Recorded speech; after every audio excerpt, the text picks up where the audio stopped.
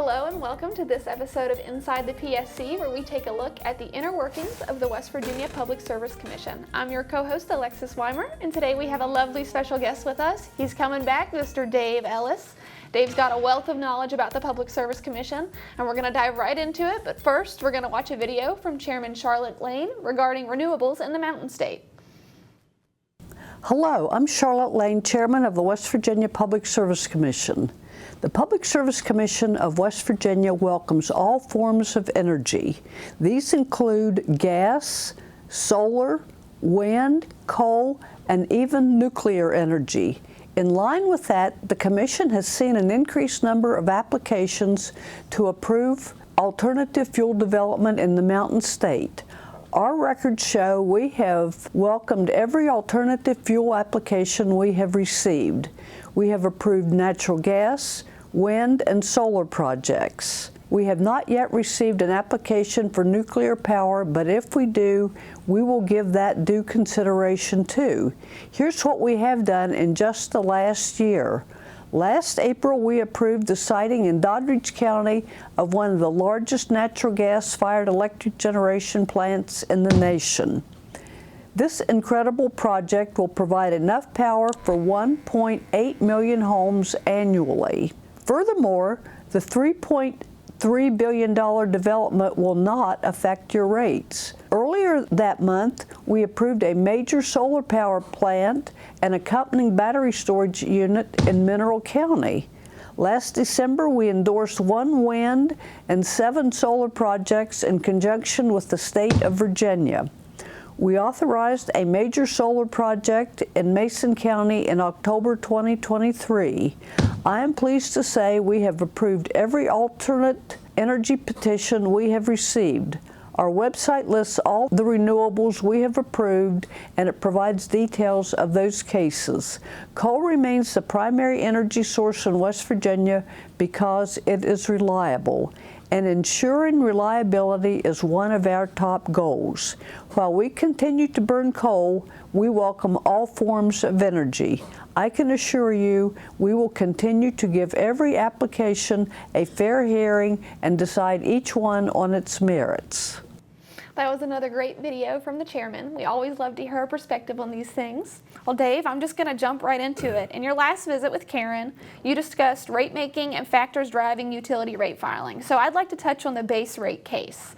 Can you explain to us what's included in a base rate case and what a base rate case is? I can, certainly. Thank you for that question. Base rate cases are different than what we call special cost recovery cases. When I first came to work for the Public Service Commission back in '63, and counted up, that was over 60 years ago, we had nothing but base rate cases. There was no such thing as a special cost recovery case. But the last time I was here, I talked about special cases like the ENEC case for electric utilities to recover fuel and power costs, and purchase gas cost cases, which are special cost recovery cases for gas utilities, and there's a variety of those. The base rate case, though, is really the foundational rate-setting case for the Public Service Commission.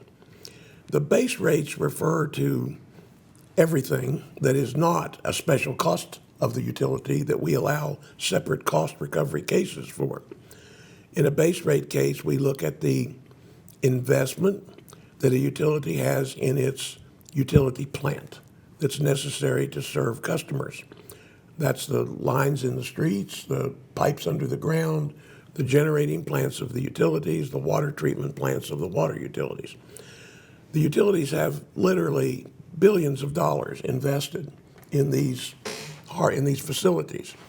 In a base rate case, the Commission needs to determine exactly how much they have invested in those facilities and what is a reasonable cost recovery for the investment that they have in those facilities.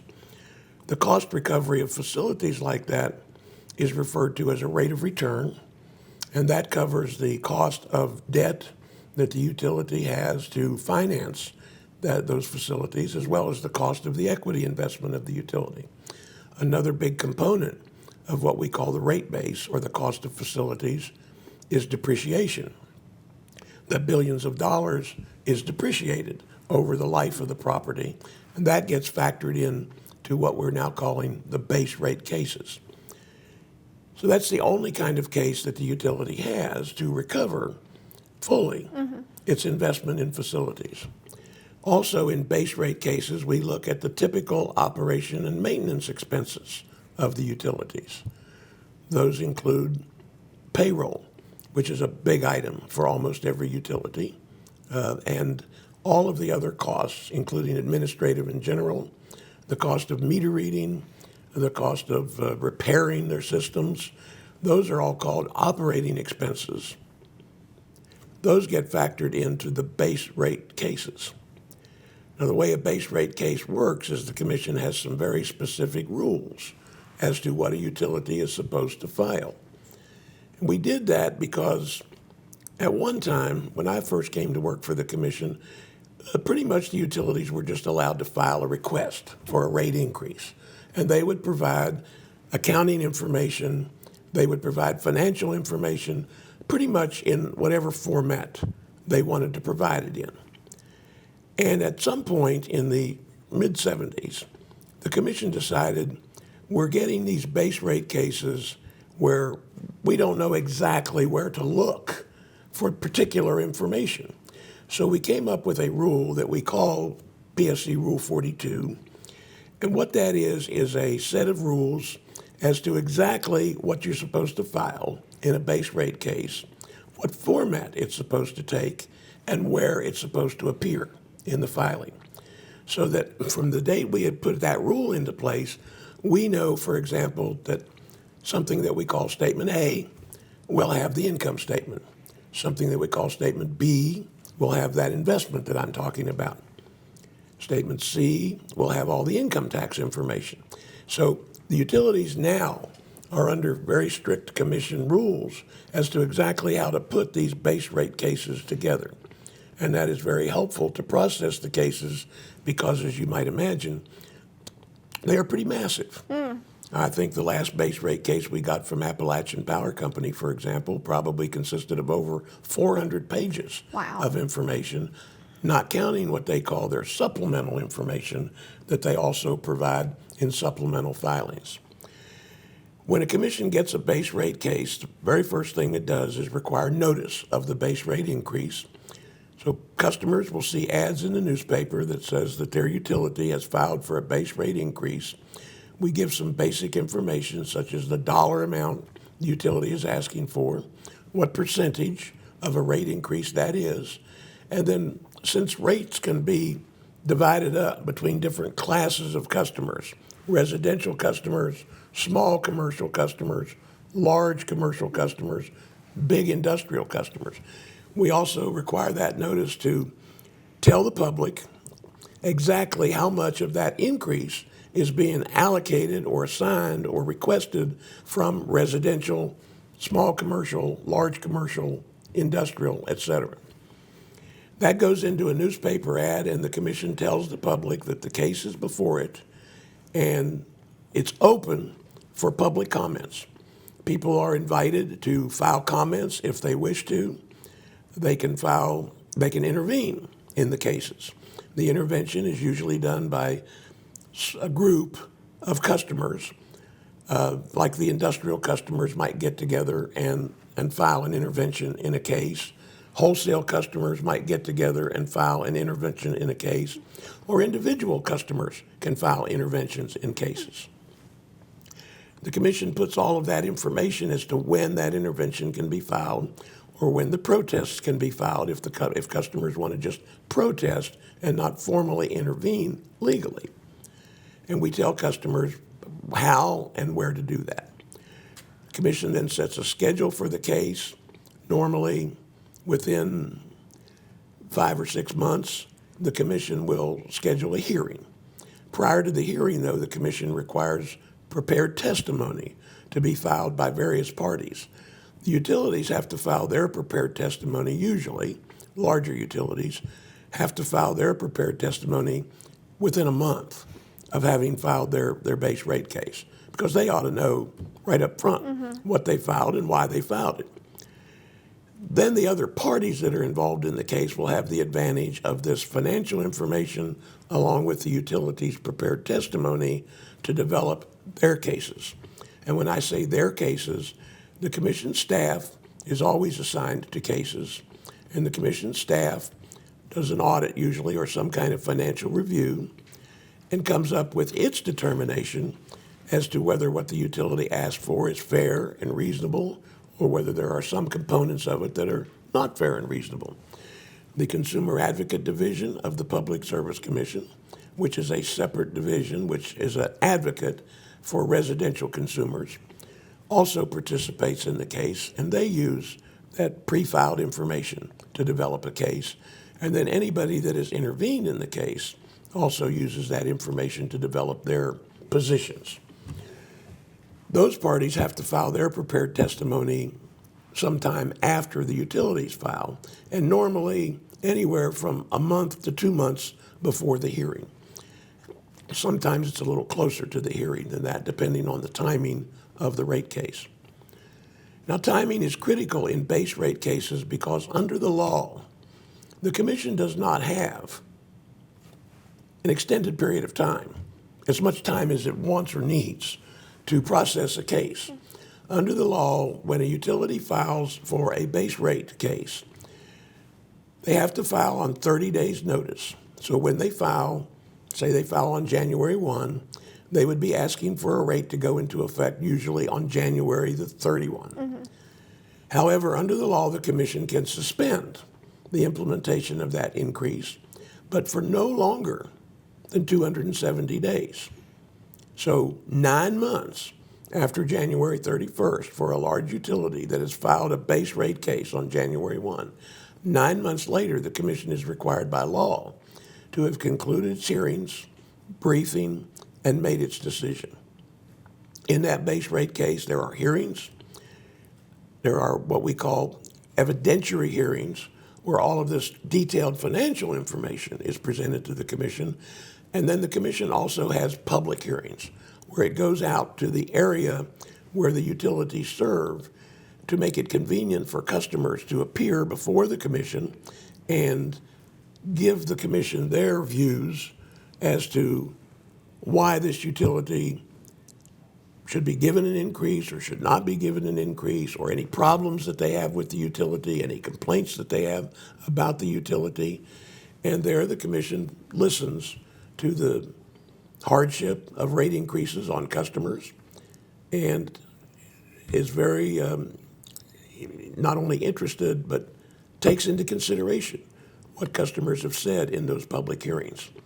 Recently, the commission is starting to get into a more modern approach where we have these public hearings electronically, and people can log in through some kind of a Teams type meeting or an online meeting and not have to travel to a place where the commission is having a hearing, and can do it right online.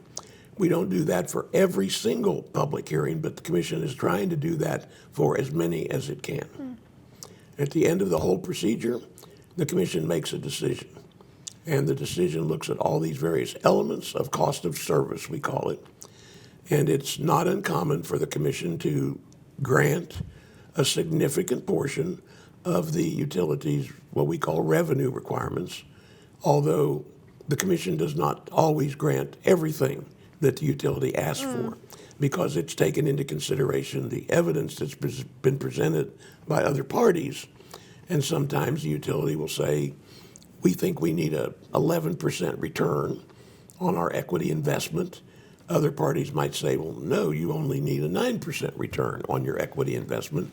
And that sets the boundaries. Then the commission has to consider the evidence of those that say it should be 9% and those that should say it should be 11%.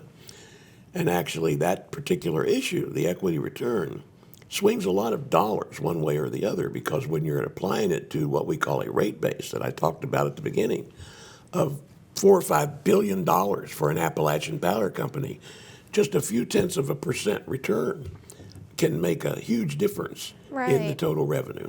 Right. It seems like a lot goes into that. It's a very long process, it seems, but it could be quick with all that going on, too.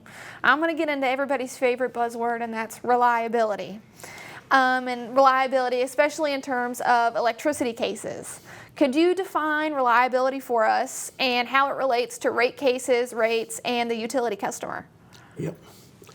Reliability, simply put, in for electricity, and actually for all utilities, but we're focusing on electricity in your question, is customers want the lights to come on when they flip the switch. They want the lights to be there 24/7. We don't want periods of time when we don't have power. Right. And we don't want periods of time when the power cycles up and down. We expect 120 volts. We expect 120, 160 cycles or whatever it is. I'm sorry, I'm not an engineer. And the utility system, the electric utility system would be unreliable if those things don't happen. Now, what is our present status of reliability? The United States has probably the most reliable electric system in the world. We don't have situations like they have in some foreign countries where you might get your electricity between 10 in the morning and 2 in the afternoon and then don't have any more electricity for a while. As I said, we expect our electricity to be there 24 hours a day, 7 days a week, whenever we want it or need it. The concerns about reliability, though, is that our systems are becoming more challenged. They're becoming more challenged because electricity cannot be stored reasonably.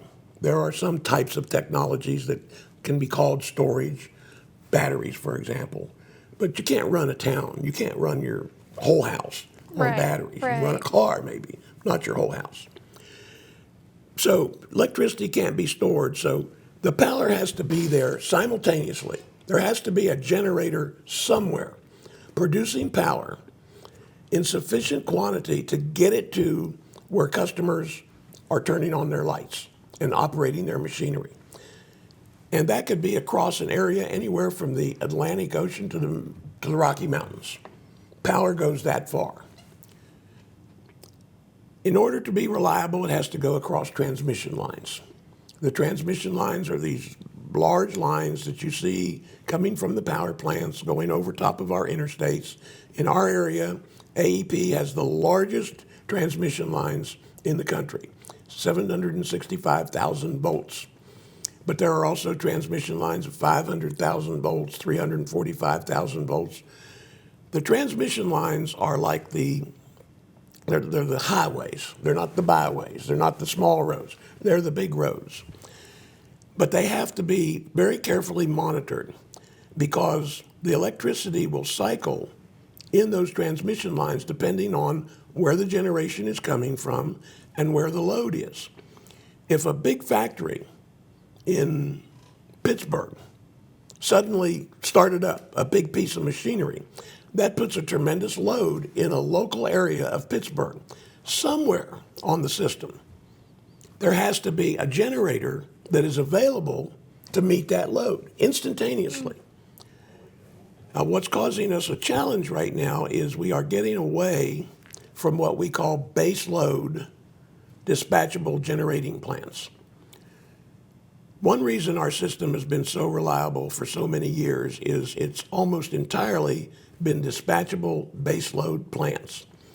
A dispatchable baseload plant is a plant that can be increased or decreased in its output almost instantaneously.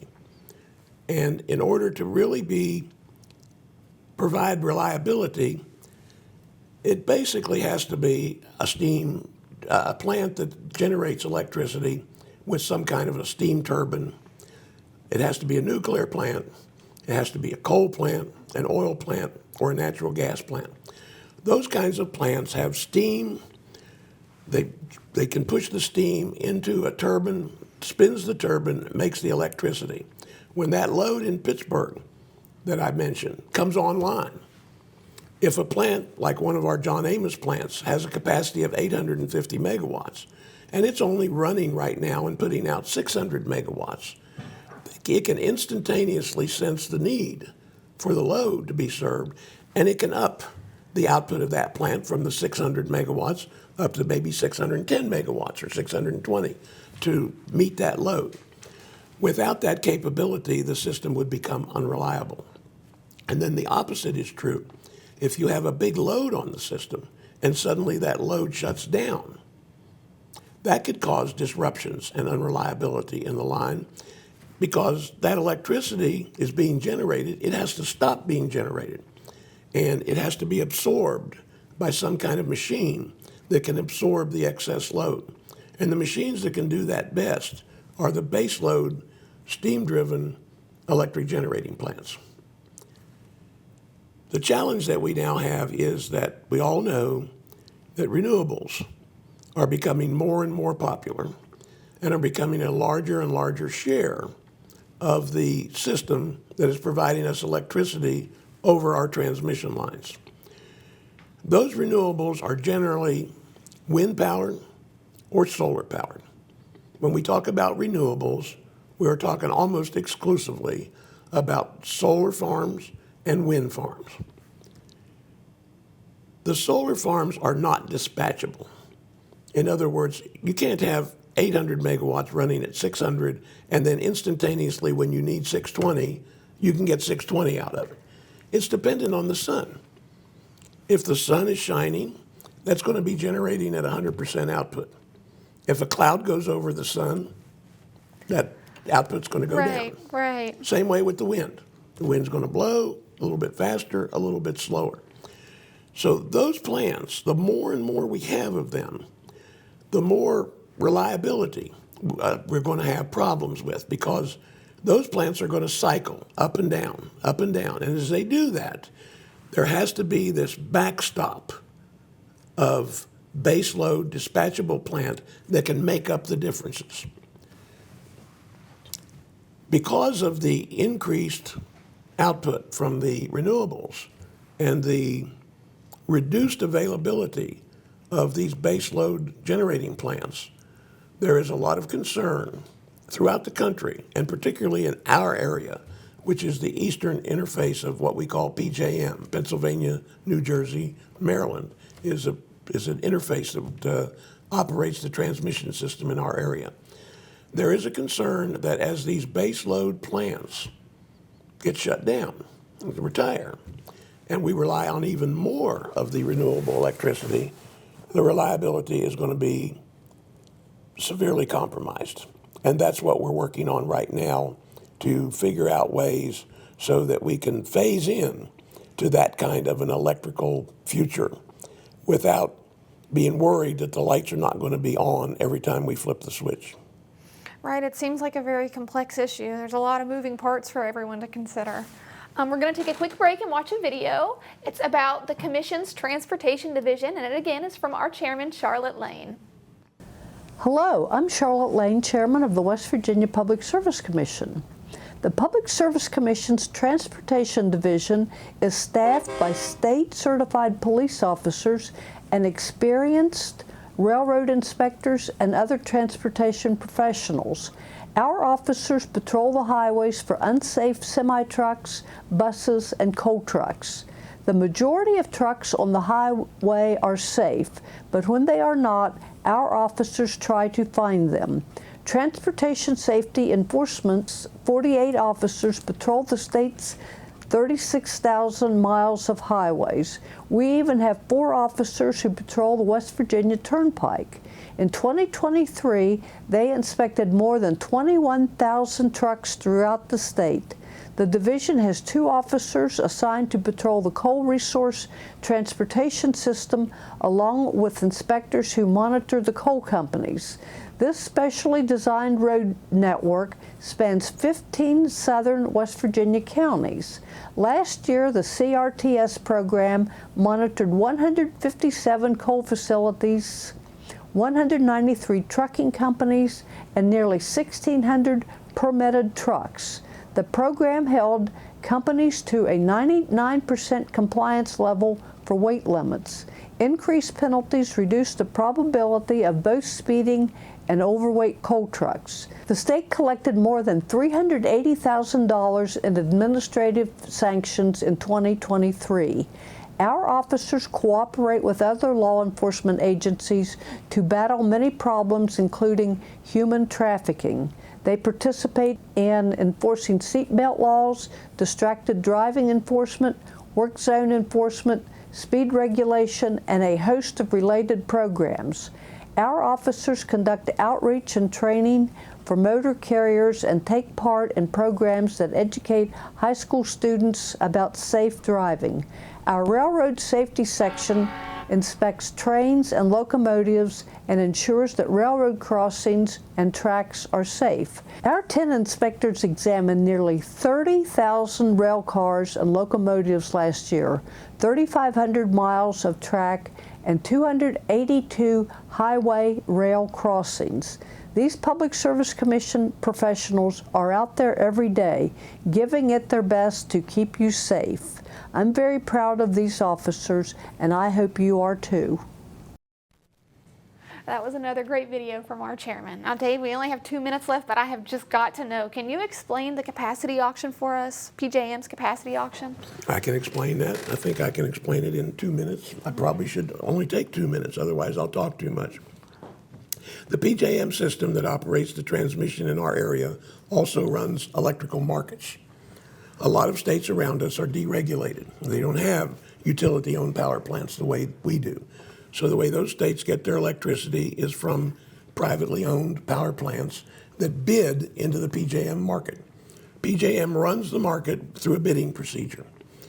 With regard to capacity, they identify how much capacity they think they're going to need 3 years from now, and they put it out for bids.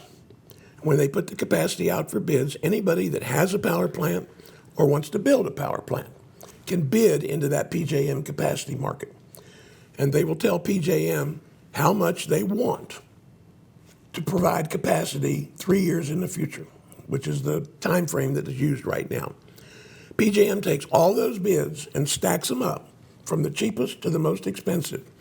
And when it gets to a point where those bids will add up to enough capacity to serve the load they think they're going to have 3 years from now, they stop. And wherever that last bid is the price that we're going to have to pay 3 years from now for capacity.